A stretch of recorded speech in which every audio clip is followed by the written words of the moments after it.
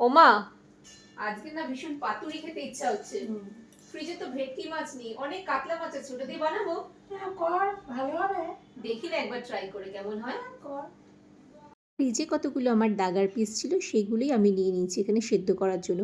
পেটির পিসগুলো নিয়ে নিই, পেটির পিস আমার ছেলে ভালো খায়। এখানে দাগার পিসগুলো আমি ভালো করে গরম জলে সেদ্ধ করে নিয়েছি। তারপর এগুলো জল থেকে তুলে কাটা ছাড়িয়ে নিয়েছি।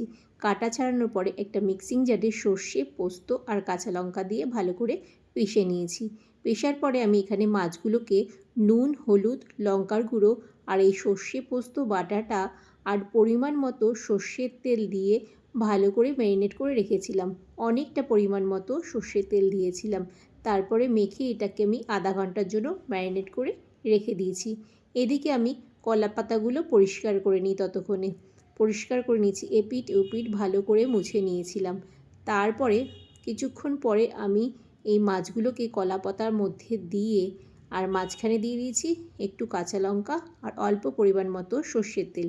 কলা পাতাটাকে মুড়ে দড়ি দিয়ে বেঁধে দিয়েছিলাম এক এক করে। দেখো আমি এক এক করে এটা দড়ি দিয়ে বেঁধে রেডি করে নিচ্ছি। এইগুলো পরে আমি বানাবো। আবারও আরেকটা কলা পাতায় দিয়ে আমি ভালো করে মুড়ে রেডি করে নিলাম। আমাদের বাড়িতে ভেটকি মাছ সবসময় আনা হয় না, যখন আনা হয় তখন আমি বানাই, কিন্তু আজ ভীষণ ইচ্ছা করছিল বলেই আমি এটা কাতলা মাছ দিয়ে বানিয়ে একটু ট্রাই করছি। দেখা যাক কেমন হয়। একটা ফ্রাইং প্যানে একটু তেল দিয়ে ভালো করে এই পাতুরিগুলো একে একে সাজিয়ে আমি এখানে দিয়ে দিলাম। তারপরে একটা ঢাকনা দিয়ে ঢেকে দিলাম। আঁচটা একটু কমিয়েই রেখেছিলাম যাতে তলা থেকে পুড়ে না যায়।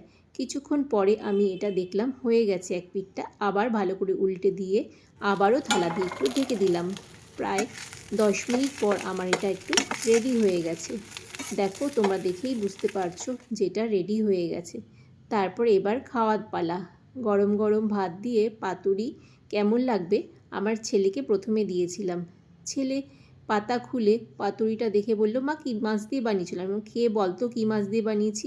ছেলে খেয়ে বলল, মা বেশ ভালোই তো হয়েছে। তোমাদের কেমন লাগলো অবশ্যই কিন্তু কমেন্ট করে জানিও।